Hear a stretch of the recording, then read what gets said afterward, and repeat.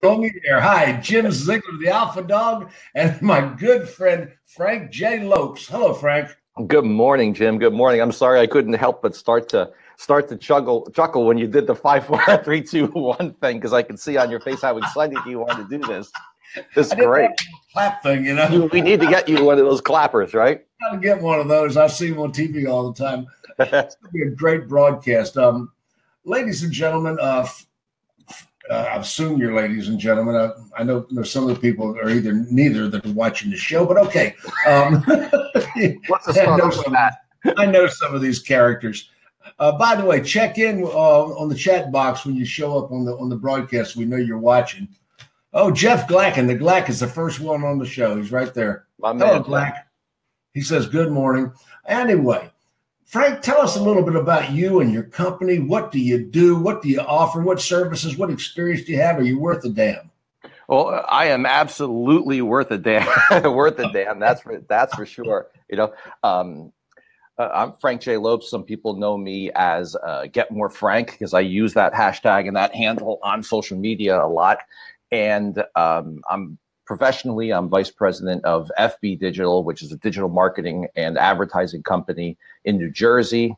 All car dealers and automotive dealership vendors is what we do. We're not just your regular old company that's going to try to sell you pay per click and overbid on your name and things like that. It's more of a very, very deep and comprehensive partnership where, like I said, we're not just buying clicks. It's all about your message. It's all about your website. It's all about all the things that make you get the click in the first place, and then what actually happens to the click afterwards. And I'm not just talking about on the website. I'm talking about what happens when that click turns into a visit. That visit turns into a lead, right?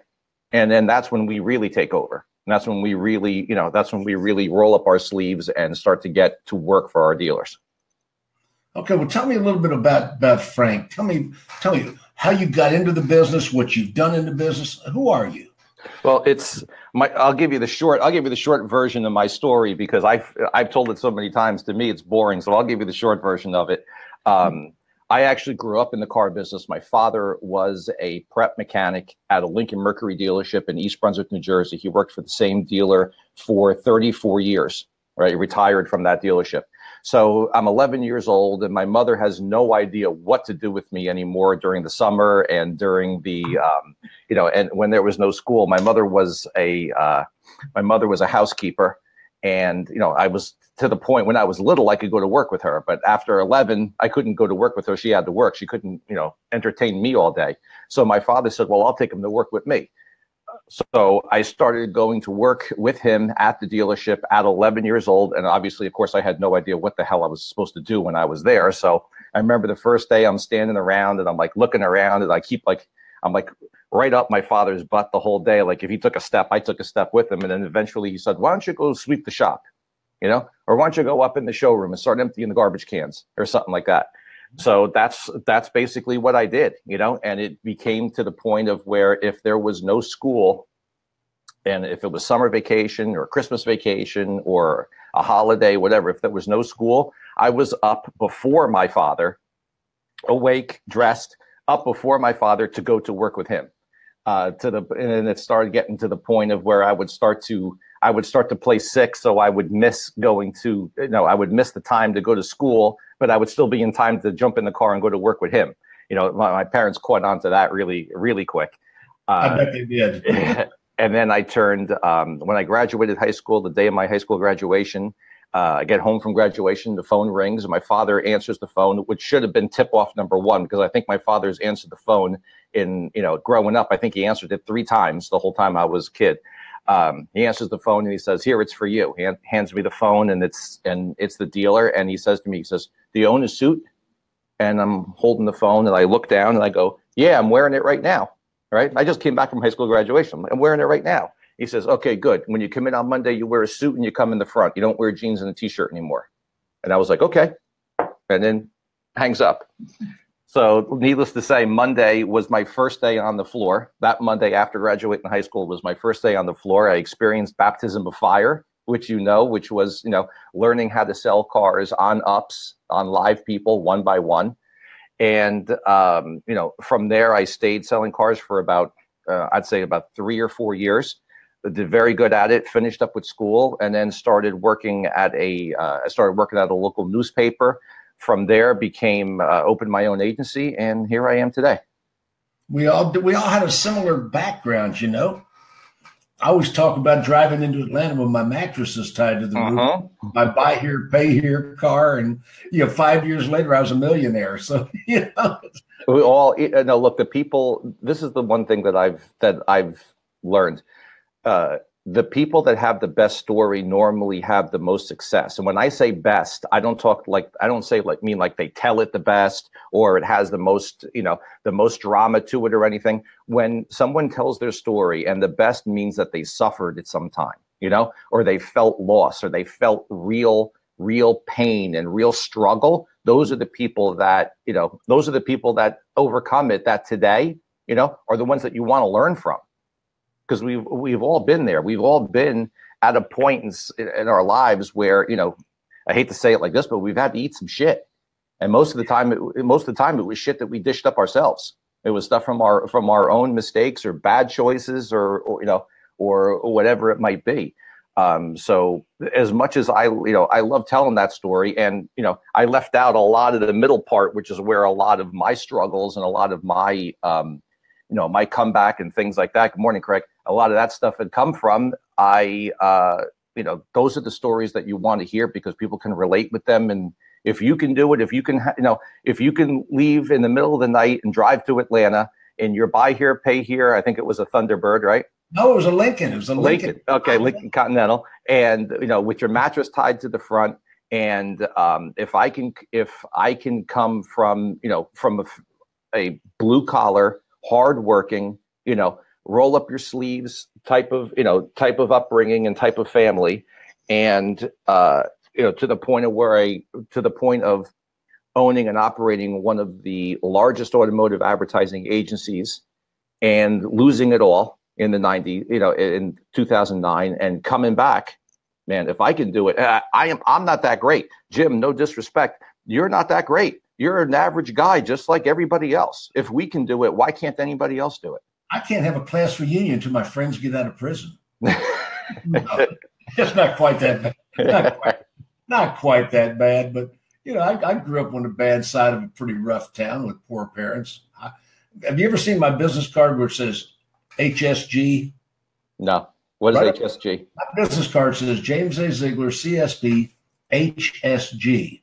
Now, CSP is Certified Speaking Professional. That's a credential from the Speakers Association. But the HSG, everybody says, what is that? High school graduate. Because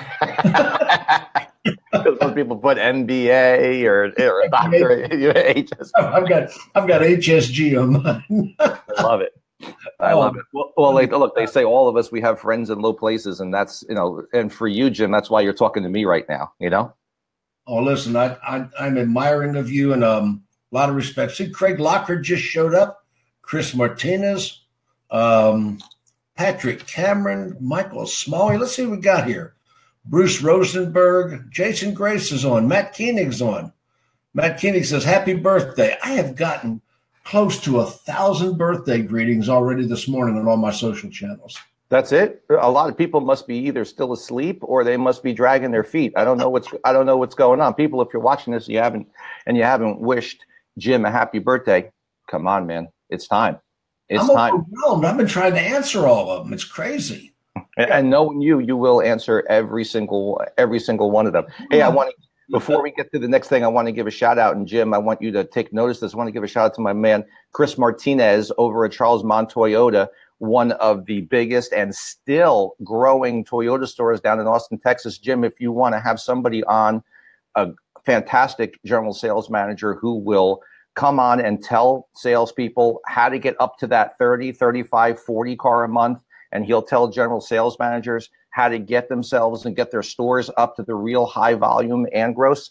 Hook up with Chris. He's not even mentioning the fact that he's such a good guy and such a wealth of knowledge, and that his heart is big and open, wider than any other person I've ever seen in the car business. Chris Martinez, where is he from?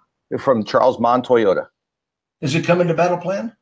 I don't know if he's coming to Battle Plan, but I think he's watching right now, and he's thinking that he should. I'll tell you, everybody should. InternetBattlePlan.com. Well, let's just get that out there real quick. InternetBattlePlan.com. The Winter Conference, Clearwater, Florida. Now, my brethren up there in Wisconsin, Michigan, Minnesota, it's Florida in February. What more do I need to say? That's enough.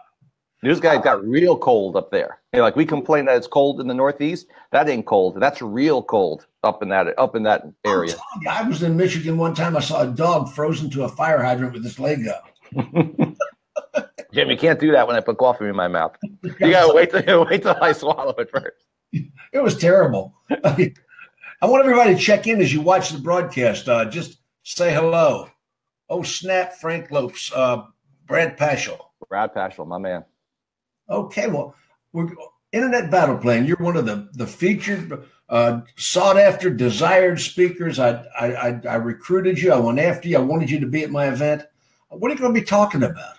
Well, I'm going to talk about something that it's been, I'm trying to share a broadcast right now. It's been heavy on me for a while.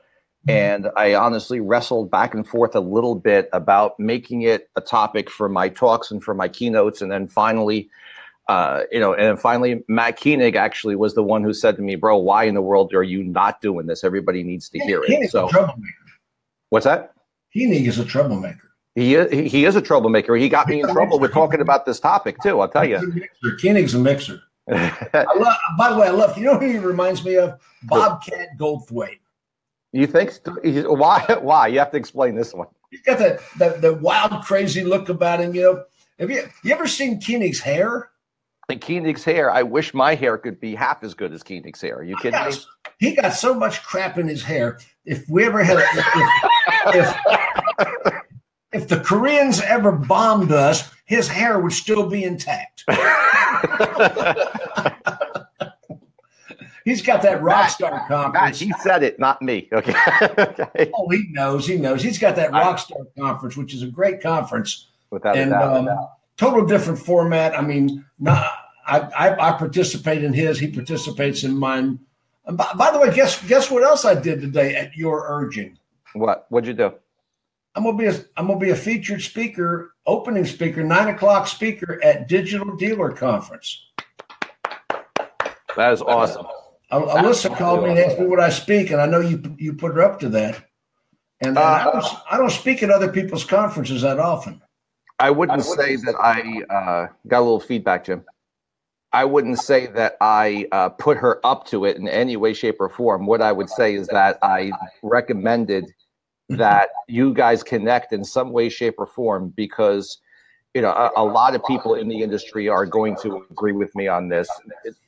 Jim, you need to be out and you need to be at conferences and people need to hear your story. They need to hear your stories and they need to, they need to hear you speak because you bring such a wealth of knowledge and experience, to these conferences. People need to hear.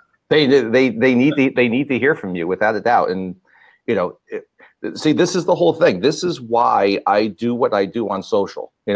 It's not me asking Alyssa and speaking to her and having her reach out to you, you reach out to her, whatever, about speaking. I don't have a dog in the hunt for that, without a doubt. That does nothing, that does nothing to make me any richer or poorer. But what it does is if somebody sitting in the audience when you're speaking takes this little thing away from it, and get something that helps them in some way, shape, or form, then for me, it's a monstrous success. Did you hear the Tracy Myers testimonial on Facebook last week? No. Tell me, what was it? Okay, I was talking about doing good things for other people. Mm-hmm. And all of a sudden, Tracy Myers comes in out of left field with a big, long post. And he said, Jim, you might not know this, but 20-something years ago, when I was 19 years old, you walked into the conference room at Atlanta Toyota. And at the time, I remember I was consulting that dealership. Mm-hmm. They were selling about 1,200 units a month. And he said, you walked in the conference room, and I was a brand new salesman, and I was thinking about quitting. And you talked to me and gave me an inspirational speech, and told me why I needed to stay in it, how I needed to educate. And I said, and Tracy said that his managers would give him no training, and I gave him some resources, and he stayed in the business and started selling 20 cars a month.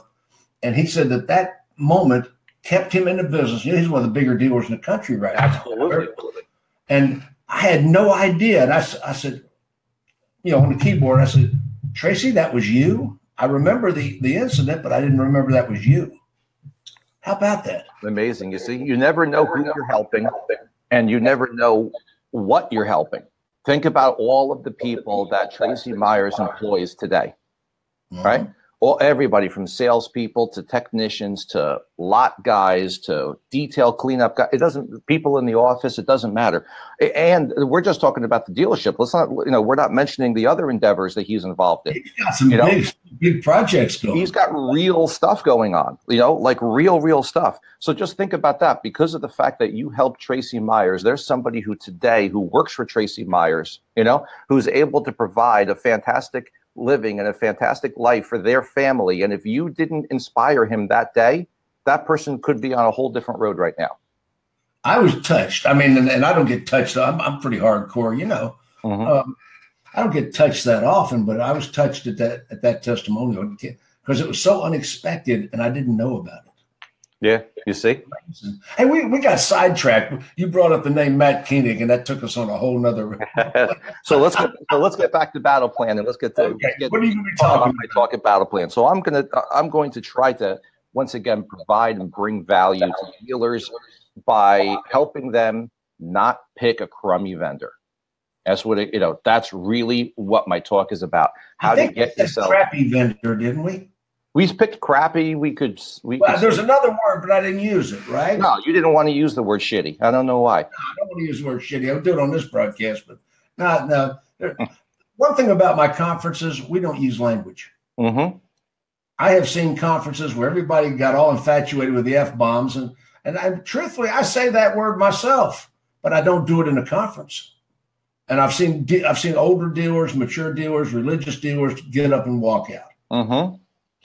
You're 100% right, and I am a registered offender of using bad language on the stage in many times. But we have an agreement, and we're going to get the PG-13 version to get more frank at Battle Plan. We had a speaker last Battle Plan who was just in love with the F-bombs, and there were two 14-year-old girls in the audience. No, you have to monitor the audience without a doubt, and I'm not one to watch my language, so to say, but there is a time and a place for everything, without a doubt. Everybody wants to be Gary Vaynerchuk, excuse me. That's why there's only one Gary. Yeah.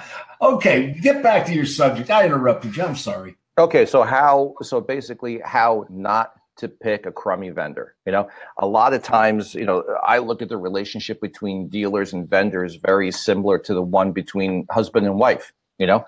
Both of you get into, husband and wife, dealer and a vendor, you get into a relationship for the same type of thing. You have certain outcomes that you're looking for, certain benefits that you're trying to, get. Of course, they're different, but, the same type of premise. And if one of the two lets you down, the whole relationship falls apart, and you can also get yourself involved, with somebody who doesn't have the right intentions and doesn't have the right well-being of the whole relationship right in the beginning. And that's where I see the problem come in. And most of it comes honestly from dealers making bad decisions and picking the wrong people. Either they go for the glitz and glamour, or either they listen to the bullshit, or they buy the bullshit, drink the Kool-Aid, whichever one you want to look at, hoping that it's the truth, when in their gut they know it's not. Bullshit is an industry. Bullshit is a complete industry, and unfortunately it's thriving in the automotive vendor space. And I'm going to tell you what, there are some vendors out there that have hired alleged research companies, and the alleged research companies are certainly paid under the table bullshit. And this is one of the things, is because of the fact, from being in the industry for so long, number one. Number two, from representing and working with both dealers and a few vendors, and I say no a lot more often than I say yes. to vendors when they come to me asking for me to help them with marketing or asking for me to represent them on the on the conference circuit and whatnot. There's a lot. I've said no a lot more than I've said yes, because if I can't be behind the product, there's no way I can help to promote it, even if I'm getting paid. What is the purpose of a vendor?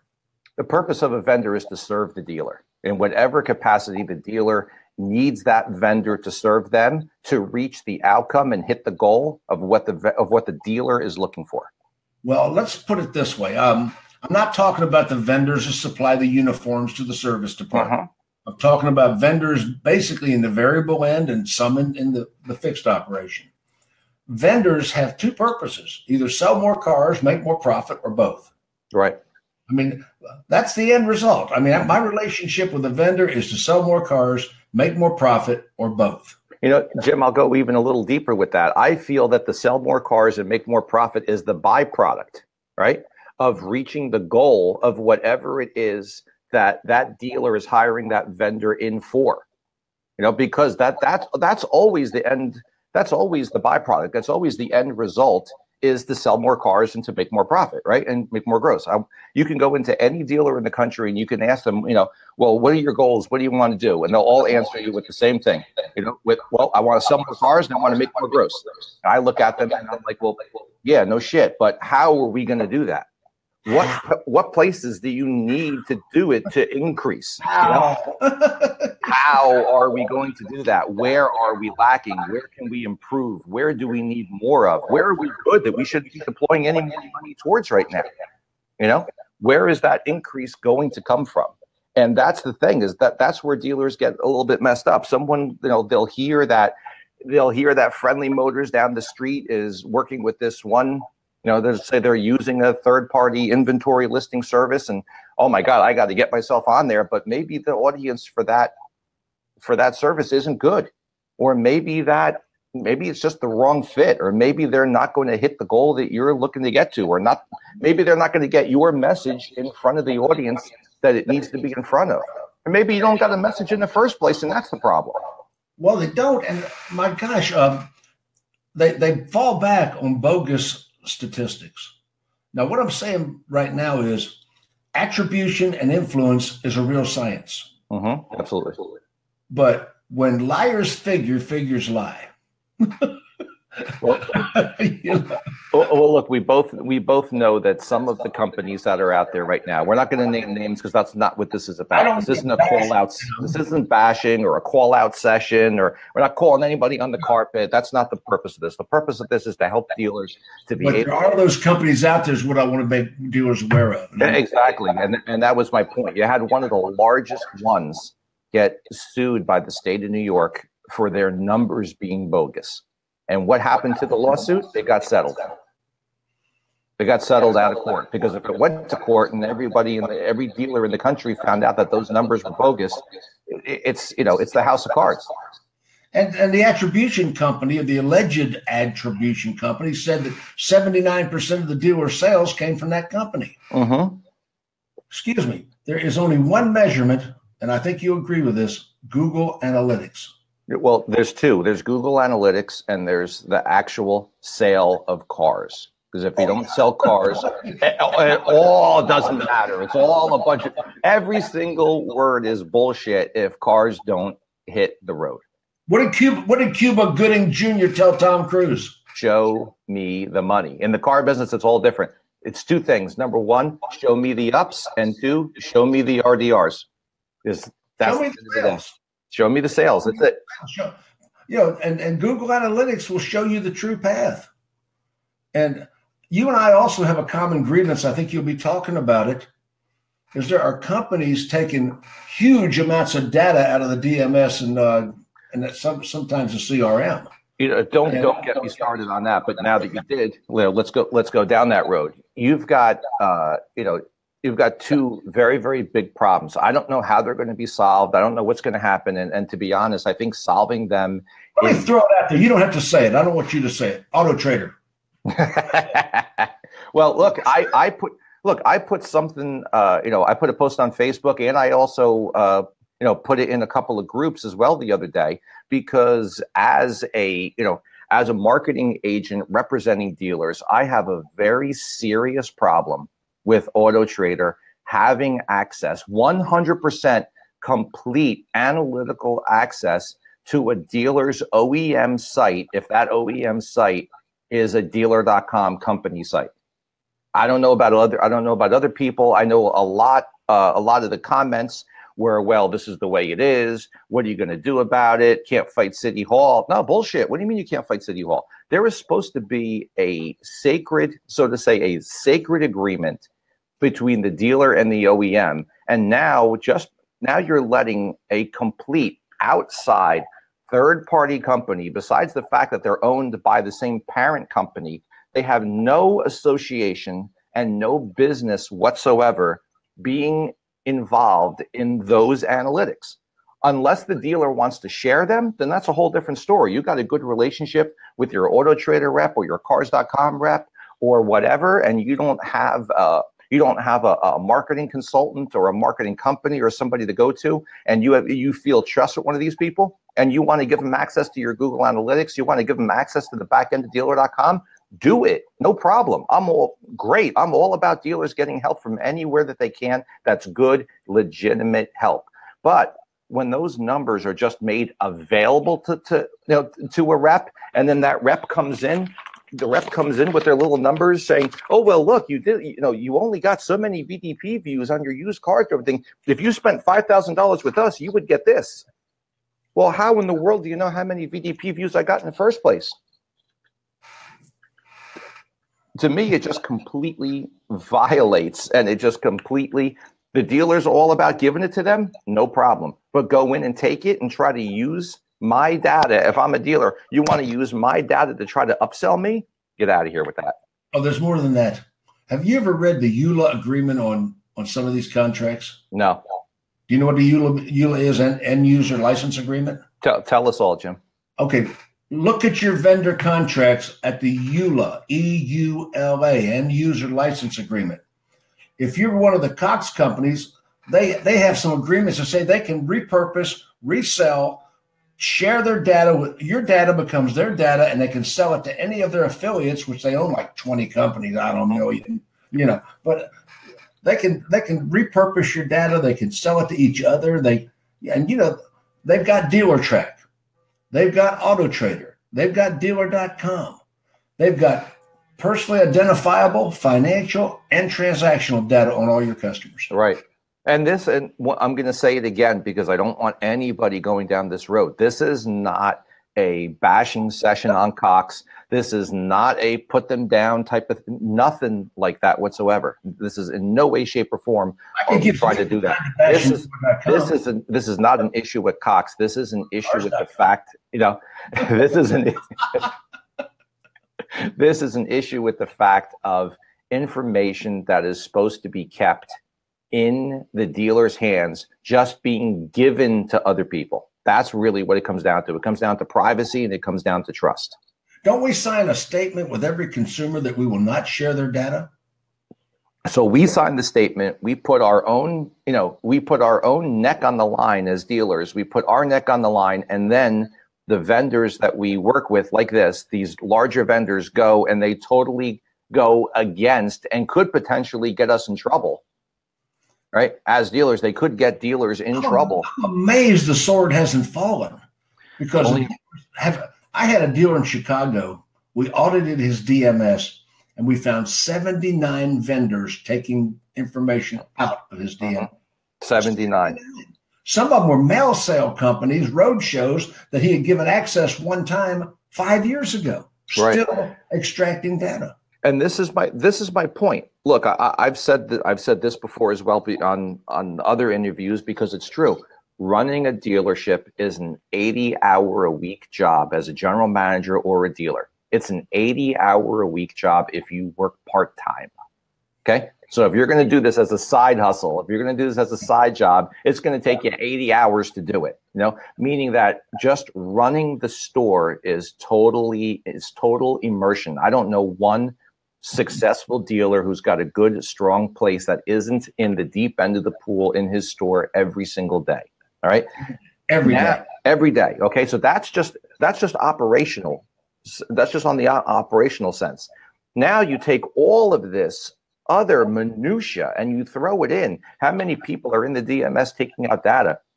How many vendors are going and taking, taking data out and sharing it with each other? How many of your vendors are just a complete waste of money and waste of time because they're not producing any good opportunities for the store? It's too much.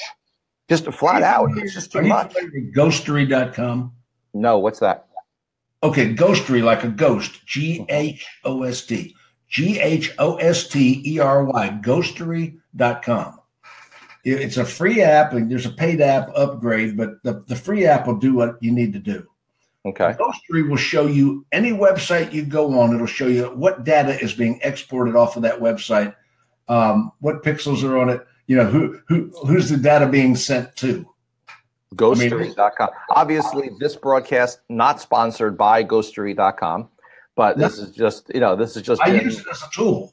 See, this is Jim sharing knowledge and sharing sharing tools with all of us. You'd be amazed how many dealers do not know that these factory mandated websites are exporting data in 50 different directions, including recently Amazon.com is taking data from dealership websites, and it's being sold by the website provider that you paid. Mm-hmm. And what do you think they want that data for? Yeah. What do you think they want that data for, Jim? You know what they want it for. Yeah. Mm-hmm. And I'll tell you what, Amazon's going to get into business here pretty soon. And, I got nothing against cars.com and Auto Trader. No. But Amazon's going to kick some butt.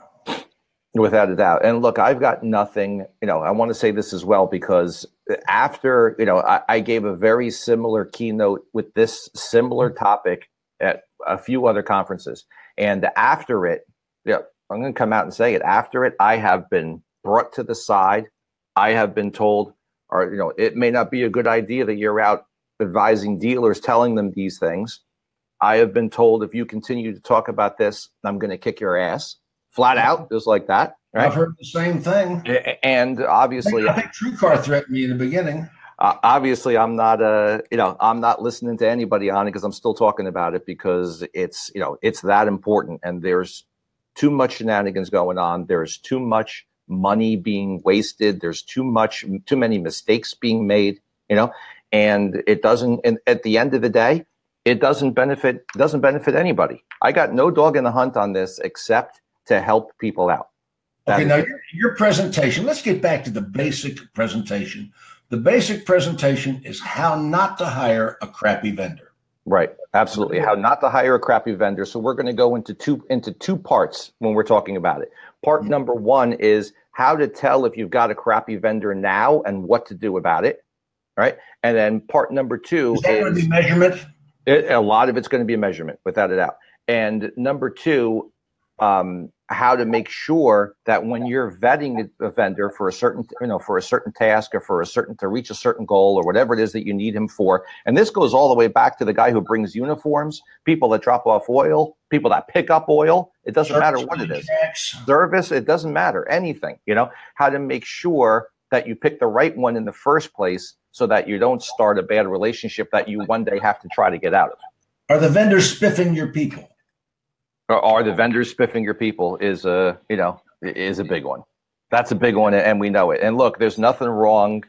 There's nothing wrong with there's nothing wrong with getting tickets to a baseball game or getting tickets to a concert from the local TV station or something like that. But when those tickets go across the table in exchange for a contract being signed, then it's a whole different game. Should a dealer allow employees to sign contracts and bind them? Absolutely not. So the dealer needs to sign every contract themselves? I feel the same way that a dealer should open his own mail. And Jim, you said this as well. It's so funny because when I first started in the business many, many years ago, Ed D'Amico was the dealer, and he would open the mail himself. And one day, being a kid like 15 or 16 years old, I said to him, I walk in and he's got his letter opener and he's slicing through the mail, right? And I said to him, I was like, Mr. D'Amico, you going through the mail? What are you looking for? And he said, I can tell everything that's going on in this dealership by looking at the mail. I can tell everything that's going on just by going through the mail, you know? And then it was funny. I heard you speak not too long ago and you said the exact same thing. Open the mail. You remember last spring when I was the opening speaker at Digital Dealer and I talked about 20 things I'd do if I bought your dealership? Remember that? Yep, I do. And one of the things I said is I would fire all of the vendors and renegotiate every deal. I would be Donald Trumping them. That's right. Renegotiating every deal. Well, Jim, I'm going to give you one I came up with in the car the other day. I shared it with my wife Andrea, who's also from the car business. I'm going to give you. I've seen your wife Andrea. Don't ever let her get her vision corrected. If she gets her vision corrected, man, it is over. It is going to be like it's done. And it ain't going to be good either. Pretty woman and intelligent. Absolutely. How do you put that combination together? I got one. I got a smoking hot trophy wife, and she's the brains of this operation. She is the brains of the Lopes household. She's the brains of Get More Frank, and absolutely blessed that she's in my life. So the thing that I came up with the other day is we were talking about you, Jim, as a matter of fact. And I said, Jim did this thing. Remember, he did the thing with the 50 things a general manager should do every week. I said, you know what? He should knock this down to 5, and the number one thing should be fire somebody. You should fire somebody, without a doubt. Whether it's, I don't care if it's a salesperson that's not pulling his weight. I don't care if it's somebody, a girl in the office who comes in late every day or comes in late every Monday and wants to leave early every Friday. I don't care if it's a vendor like me who's not pulling their weight and not bringing what they should be bringing to the table. A general manager every single week should fire somebody, without a doubt. There's always somebody deserving of being fired. We're not talking about firing somebody that doesn't deserve it. And that's my point. Because when you remember the movie Happy Days, the show Happy Days on TV? Yep, of course I do. Richie Cunningham and the Fonzie. Well, one day, Richie comes into Arnold's drive-in, and he's all beat to hell. He's got black eyes. His clothes are in rags. And Fonzie said, "Whoa, what happened?"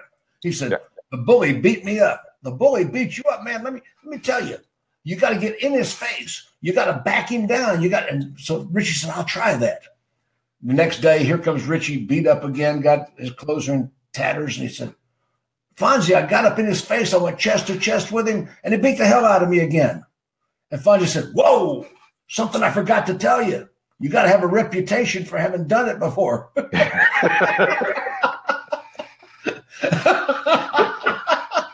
When you fire somebody, if you never fire anybody and you haven't got a reputation for having done it before, your discipline means nothing. That's right. And to fire somebody.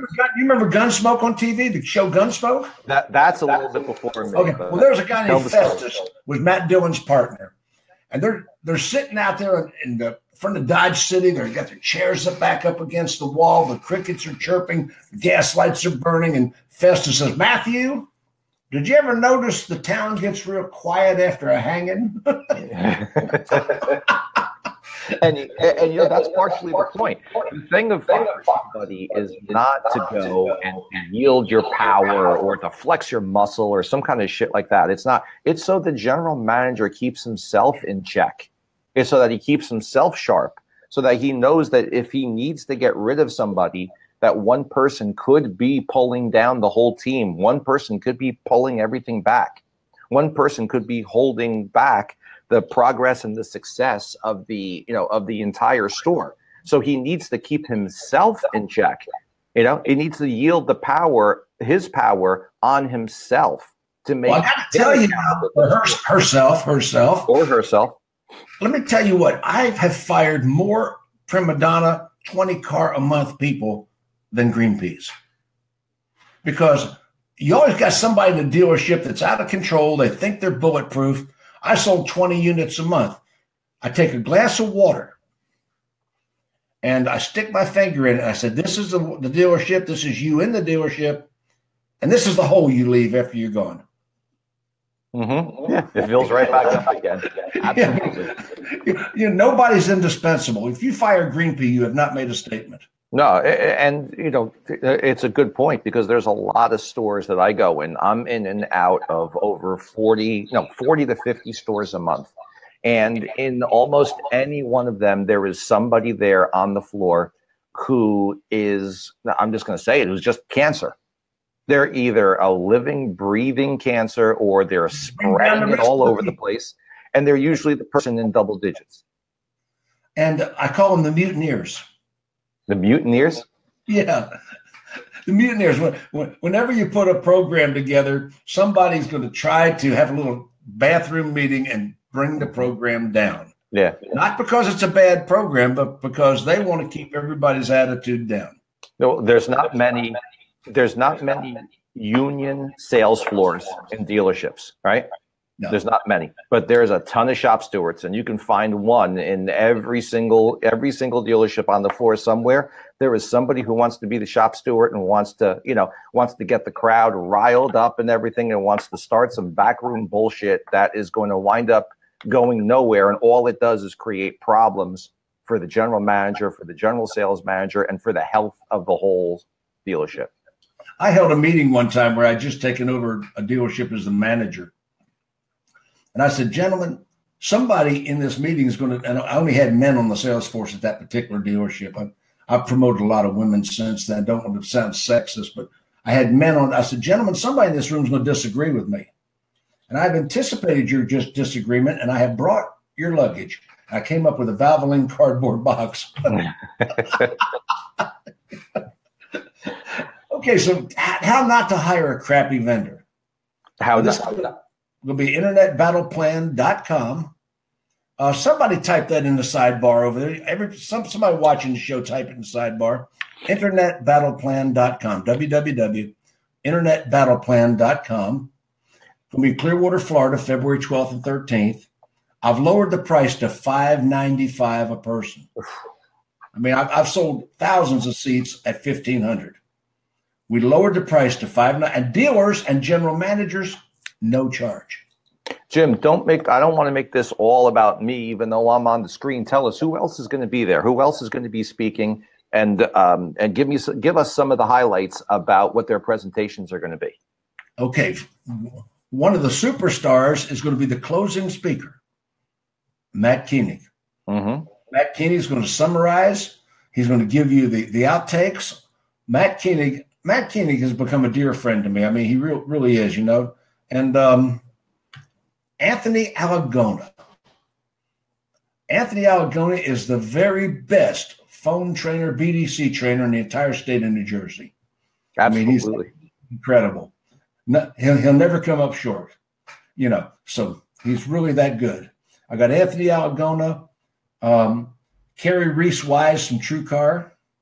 Good friend of mine, great lady, and extremely, my God, deep dive knowledge on how to handle leads, especially TrueCar leads, of course, because that's who she works for, but very, very good at handling leads, and a person who is really genuine in trying to help dealers, without a doubt. It's amazing. I'm going to say 6-7 years ago, I was part of spearheading a movement, or I was actually the movement that brought TrueCar to their knees. I mean, if you'll recall, and matter of fact, the Federal Trade Commission came after me, said I organized a boycott. Scott Painter, the president of TrueCar at the time, said, Jim, you cost me $78 million. I said, but as a result of what happened 7 years ago, TrueCar has completely changed their business model, more dealer friendly, and you might not like the grosses all the time, but you're going to always get the deal. TrueCar delivers what everyone is looking for. They're delivering a low funnel shopper to the store. It's that simple. Very low funnel. It's about to drop out the bottom of the funnel shopper. Exactly. So I made friends with TrueCar. Chip Perry is now the president of TrueCar. Mm-hmm. Now, Chip Perry was formerly the founder of AutoTrader. I didn't know that. You didn't realize that? No, I didn't know that. When Chip Perry hired me in 1999, I believe it was, to teach his sales force at AutoTrader how to sell to car dealerships. You see that? I mean, so I got a long, and I'm really happy about the way that TrueCar has restructured their business model to balance consumers and dealers' best interests. I think what's best, and we're not here to, once again, we're not here to put anybody down, and we're not here to lift anybody up. All we're here for is just to tell the truth. I think the one great thing that Mr. Perry put in place right away, and that Kerri was a big part of getting the message out, was that TrueCar immediately confessed their sins to everyone. They recame to market again, confessing the fact that, okay, maybe we didn't have your best interest, Mr. Dealer, in the beginning. Maybe the structure was not really for you. Maybe our advertising actually was set up to work against you. Okay. But there's a new sheriff in town, and we realize the sins of our past. And, and we realize also that this thing should have been put together like this in the first place, and they took their lumps, they took their punches, they took their kicks, they took them all. And I mean, look where they are now. A lot of people are on board. People complain about the gross, but God, Jim, did you ever hear a dealer not complain about gross? Seriously. No, I got to tell you, Frank, Scott Painter flew from Santa Monica to Atlanta to have dinner with me when this thing ended. Mm-hmm. And he asked me for some advice, and he flew right back to Santa Monica. I mean, that's a 12-hour trip. And it just had dinner with me, and I had that California yuppie snowflake eating fried gator tail, papados. So, and he looked across the table, and he said something to me that has been one of my proudest moments. What did he say? He said, "Jim, we considered buying you off, but we knew it couldn't be done." What a strong endorsement. Without a doubt. Without a doubt. Now, I'm really curious to see how Mr. Painter's new company comes to market and how they work out. They're starting to gain a little bit of traction, but it'll be very curious to see how that all works out. It will definitely be curious to see how that works out. Now, here's the other thing.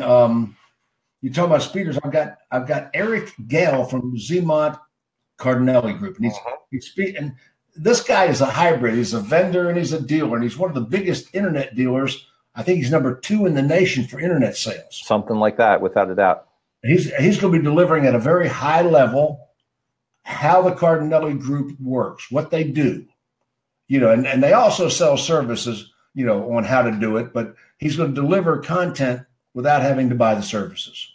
Without a doubt. And Erich's is a very good personal friend of mine. And I want to tell everybody right now, if you ever have questions about anything that Erich's doing, go and ask him. He is an open book. He's got a heart of gold. He's wide open, and he is more concerned with helping than he is with making. And he will sit down with you, and he'll share anything that he has. And he's come through in a pinch for me more than once. And I can't express my gratitude to that gentleman enough in my life. Got Chris Hill from Overtake Digital. You familiar with Chris? No, I don't know Chris. I can't wait to meet him. Okay, Chris was a rock star. He's going to overlap some of your social. We got Jason Gerdner from Tacoby. Jason will teach anybody how to make Facebook rock. That's for sure. Yeah, I'll tell you. He is dead serious. He is all about Facebook, and he can make it rock. He converts Facebook to text. I mean, he's got some programs that nobody else in the world has. Without a doubt, all created with his own 2 hands. He deserves a huge round of applause just for his hard work and his hustle. Besides the fact that his stuff actually works. I call him the king of Facebook. Now you've seen me on Facebook. I just turned 71 years old today. No, you didn't. I'm sorry, Jim. You shouldn't be telling fibs like that. You shouldn't. Today I turned 71 years old. I've been in the car business 42 years. I don't know why you find it advantageous to amplify your age like that, because no one would believe. I sure don't believe that is 71. That's for sure. Well, I want to put it out there for a purpose. I mean, I've been doing this 42 years. I have seen a lot. I've got experiential observation. I am not analytical. you know, a lot of people can really crunch the numbers. I know you can. I'm not analytical. What's the first four letters of analytical? But I have 100,000 friends and followers on social media. And I'm talking about rabid friends and followers, hard people that are motivated. And and it certainly affords a good living. And when I look at social media and I see what Jason Gerdner's doing, I am impressed. Without a doubt. Like I said, he deserves a round of applause, not only for what he's doing for dealers, but like I said, the fact that with his own two hands, he has he's written every single line of code, every single application, everything that Tacoby uses. And I know he's got some new stuff coming out. I don't want to let any cats out of any bags or anything. I want to let him do that. But I've heard, and he shared some things with me. Like I said, everything from his hands, everything 100% pure, and all of it put together for one reason, just to take people that are, good people that are looking to buy a car and get them in touch with good dealers who can help them. That is it. I really like him. I like Scarlett. They're a great team. And, you see Jason, he knows how to make Facebook sell cars. And he's going to be drawing back the curtain. He's not going to be hiding it from you or making you have to buy it to get it. I mean, it'd be nice if you bought it from him, but if you don't buy a thing, there's not a vendor at this program that's not going to give you great information you could take back, usable, doable, employable, immediately improve your profits. And every vendor I've got on stage, or the people that aren't vendors on stage. There's one thing that I can say without a doubt by looking at the speaker roster for Internet Battle Plan. And I'm not putting down any other conferences. Everybody knows I speak at all of them. I have keynoted almost all of them. It's not a question. I'm not putting anybody down. This is about what I'm about to tell you here. Every one of the speakers that are going to be at Internet Battle Plan know one thing. They know that ideas are just ideas and execution is the goal, right? So they have no problem sharing what they do, how they do it, why they do it. They'll even show you how to turn the screwdrivers and turn the wrenches and actually do it yourself, right? They'll share all that information with you because they know that, sharing it is one part, but actually getting it done is something else. And if you can go and if you can get it done on your own, that's great. Good for you. You could also go on to, you could go onto YouTube and you could learn a lot. You could get bad information from somebody else and actually do it wrong. So that's why they're about giving you the right information right from the beginning. If you do it yourself, thumbs up, man. No matter how good you are you satisfied with your numbers? That's what I tell people. You could be really good. What if you can get better by coming to this event? Absolutely. The only way that you would not get better by coming to this event is if you sat in the back and you slept through the whole damn thing. So the only way you're not going to get better. Dealer principals. I know so many dealer principals that are technophobic. I know dealers that don't know where the on switch on their computer is.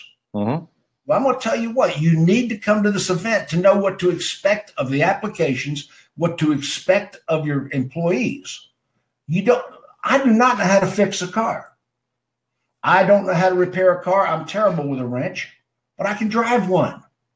Right. And that's all you need to do is drive it. The same thing with the dealership. The same thing, dealers and general managers, you do not have to turn all of these wrenches. It's not necessary. You just have to find the right qualified people who will turn them for you, and that's the whole thing, that they'll turn the wrenches for you, not turn them for themselves. They realize that by turning them for you, the byproduct of that is that everybody makes money, including them. Open books to try to help and to educate. Like I said, the only way that you would not come out of this conference with at least one thing. I think if you come to this and you get one thing, you're way, way ahead, especially if you're a dealer and general manager and you come for free. Do you know Timmy James? No, I don't know Timmy James. Tell me. Oh, Timmy James, Flick Fusion? Nope, I don't know him. Wait till you see this guy. We're going to talk video. I'm going to talk some serious video. Okay, I'm not even going to. I don't even know what Timmy does. All I know, his results are astounding. Wait till you see Timmy James Flick Fusion at Internet Battle Plan. I am so pleased to get him on my stage. There's a point I want to make, and I bring this up whenever I'm on stage at conferences, and I want to bring it up now because usually when I'm speaking, a lot of times I'm towards the end of the roster or towards the end of the day. And a lot of people, it's too late to get this. So I want to put it out there now. Everyone who's coming to this conference don't just come, check into the hotel, okay, and then go to your room and stay there until the next morning when it's time to check into the conference, and go to the conference and sit in the back and just take your notes and don't say anything. Don't do that. Don't. Come down out of your room. Come down. Jim put together a fantastic party for everyone. Right? He flipped the whole bill himself for it, and come down, talk to people, make friends with people. A lot of the people that are my closest friends today are people that I have met at other conferences that I've associated with through social media, saw them in person, and they've become some of my absolute closest and dearest friends in life. A lot of, look, my beautiful and lovely wife, Andrea, I met at a conference. Okay. Yeah. Absolutely. So, like I said, if anybody else could be that lucky, it was once in a lifetime. It came, and, God broke the luck mold after that happened. That's for sure. Well, Patrick O'Brien and Bobby Heron. Yes, absolutely. They just became Facebook official. Yeah. Yeah. Joni and Chachi. They met at one of my conferences. Yeah, so you see my point. Look, I'm not in no way, shape, or form am I saying that you're going to come to Internet Battle Plan and you're going to hook up and get lucky. What I'm saying is that you're going to come to Internet Battle Plan, or for that matter, and Jim will agree with me, any other conference that you go to, talk to people. Don't be a wallflower. Don't have yourself tucked in the corner. Don't go to your room and just sit there after the conference is over. Talk to people. The people that are there that go to these things, they go because A, they want to learn, and B, they want to learn from other people. They want to associate themselves with good people. Good people go to these conferences. Good people show up here. Come to the conferences. Do you know why most people don't come?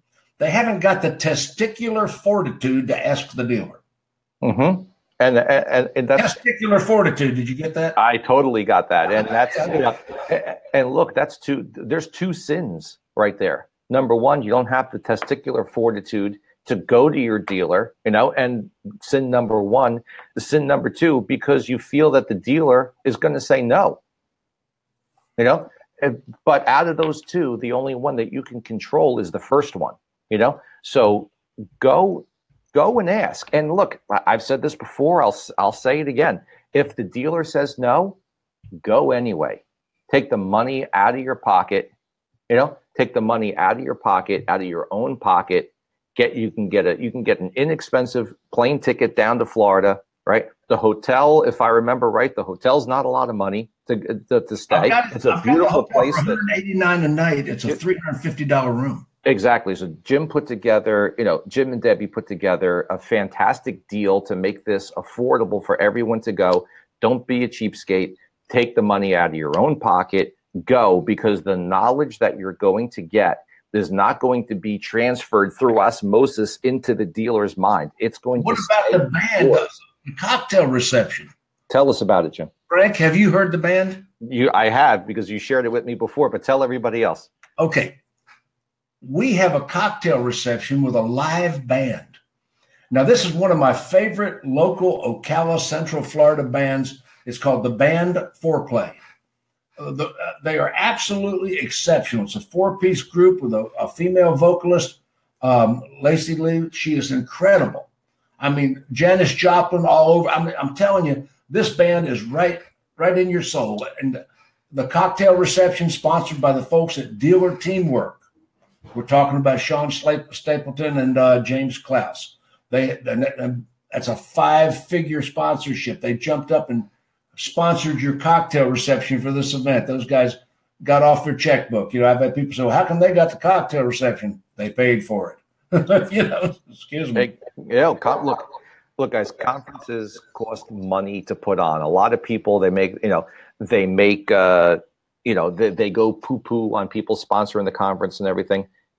The conferences need sponsors. They need them, because if not, honestly, they don't exist, because it costs a lot of money to put one of these things together. The amount of money just that it costs to rent the space in the hotel to have the conference is astronomical. We won't go into it, but $595 a person does not pay for the conference. I would lose money if it was just attendees. Absolutely, nobody's getting rich. Nobody's getting rich over here on these types of things. The people who can get rich, honestly, is you. Coming to the conference is you're the one who is going to benefit and profit. Like I was saying before, even if your dealer won't pay for you to come, get the time off and come on your own. The knowledge that you are going to get is going to stay with you forever. Hey, Jason Grace, put in www.internetbattleplan.com on the sidebar there, please. I know Jason's out there. Hey, David Cribbs is there. Hey, David. Cribbs. You know David? Absolutely, very well. It's a fantastic human being. Johnson just showed up. Mike Phillips. Mike, when are you going to come to a battle plan? Let's get you here, okay? Okay. Hey, there's Scarlett Mack. Hey, Scarlett. Sean Ryan. Matt Koenig's hanging around. Andrew Alvarez. Carlos Panada. Anthony Algona's here. Anthony Alagona. Got Tyler Grant. Look at all the people in this broadcast. Now, the broadcast we did yesterday with the folks from it was having a brain cramp right now. Craig Farmer and Laura Hayes from CF Search Marketing. Mm-hmm. We've already gotten 1,300 views on that. That's amazing. Laura Hayes is one.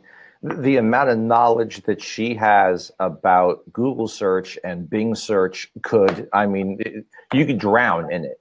There's so much there. There's a perfect person to go and talk to if you've got questions, and forget about the fact that she's an absolute sweetheart and you can just walk up to her and ask her anything. And what's great is she'll tell you. She'll answer your question and she'll tell you the truth. Car Chat 24 just came on as a sponsor while we're talking. That's good. I need to talk to them because I need to look for a new chat company. So, well, Car Chat 24 is in the house. They are it's kind of interesting. I met them through Tom LaPointe, and Tom now is with dealer teamwork. He's jumped ship and they're still friends. Okay, well, you and I have really covered. You've been an hour and 10 minutes. No way. Yeah. Right. Jim, I'd love to sit and talk to you all day, but I got to get to work, man. You got things to do. www.internetbattleplan.com. Now, did you put that in the sidebar for me, Jason? Did you? I see it up there, yeah. I see it. David Cribbs put it up. So did Jason. Okay, my phone number. One more thing. My phone number is 352 area code 775-2174. That's 352 area code 775-2174. Anybody has questions, call me direct. I answer my own phones. Frank, this has been I've grown close to you. You're not only a peer, you're a great person. I appreciate knowing you. Well, no, the pleasure is all mine, Jim, without a doubt. The pleasure is all mine. Everyone who's watching, honestly, I expect to see you all at Internet Battle Plan in February 12th and 11th and 12th? 12th and 13th. February 12th and 13th. 2 days before Valentine's Day. That's right. So you see, there's another great thing. You're not even going to miss Valentine's Day. You can come down to this, come home. The next day is Valentine's Day. You have some fun at home. You're going to have a lot of knowledge. I have no idea. Jim, I don't know why your phone's not ringing right now. Right this second. Timmy's answering it out there. But I can't wait to see everybody at Internet Battle Plan. I can't wait to completely bring the heat and, and help dealers with, like I said, how not to get into a bad relationship with a vendor and how to make sure that you pick the right ones going forward. And I'll see everyone there. Can't wait. 2 o'clock today, I'm going to be back on the broadcast with Mike Davenport, the Louisville Chevy dude. Anybody who's watching, if you can carve out a little bit of time to hear Mike, there's another person who will share all of the knowledge that he has with you in any way, shape, or form to make you better. And there's somebody with with boots on the blacktop, actually selling cars, taking ups, doing deliveries. Tune back in for that. 2 o'clock? 2 o'clock, same channel. Mike Davenport, Louisville Chevy Dude, and the Alpha Dog. Thanks, Frank. My pleasure, Jim. See you later, buddy.